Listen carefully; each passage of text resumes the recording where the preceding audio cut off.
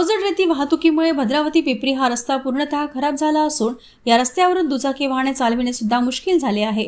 या खराब रस्त्यांमुळे गावातील गावकरी तथा विद्यार्थी प्रभावित झाले असून रस्त्यावर अपघात होण्याची शक्यता बळावली आहे। या रस्त्यावर अनेकदा किरकोळ अपघात नेहमीच होत असतात।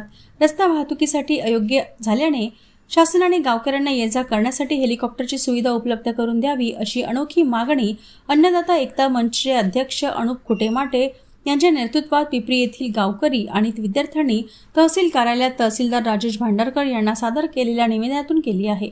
अन्नदाता एकता मंचद्वारा पिपरी येथील गावकऱ्यांनी व विद्यार्थ्यांनी दिनांक 8 ला भद्रावती तहसील कार्यालयावर एक मोर्चा काढून सदर समस्या शासनासमोर मांडली। पिपरी ते भद्रावती या रस्त्यांवर अवैध रेती व्यावसायिकांद्वारे अवजड वाहतूक करण्यात येत असल्याने रस्त्यावर खड्डे पडल्यामुळे रस्त्याची अगदी चाळण झाली असून हा रस्ता वाहतुकीसाठी अत्यंत निरुपयोगी झाल्याने गावकरी तथा विद्यार्थ्यांचे दळणवळण प्रभावित झाले आहे।